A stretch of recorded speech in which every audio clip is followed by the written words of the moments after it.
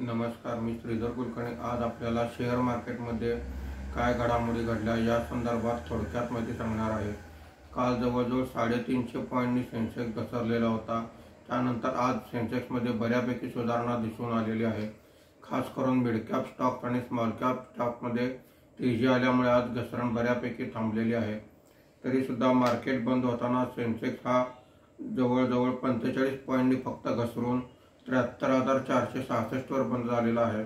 निफ्टीमध्ये काही बदल झालेला नाही, 22,302 वर बंद झालेला आहे।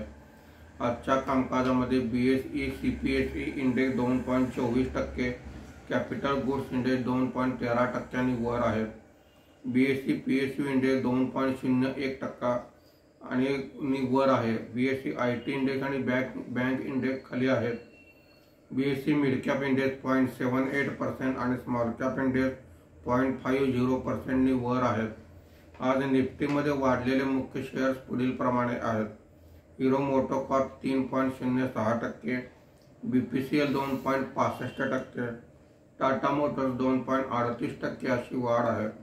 आज निफ्टीमध्ये घसरलेले मुख्य शेअर्स पुढील प्रमाणे आहेत।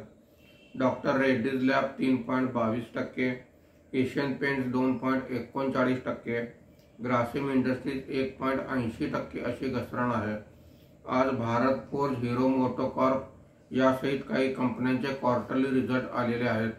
चांगले क्वार्टरली रिझल्ट आज आलेले असल्यामुळे भारत फोर्जच्या शेअर्समध्ये आज मोठ्या प्रमाणावर वाढ दिसलेली आहे। धन्यवाद।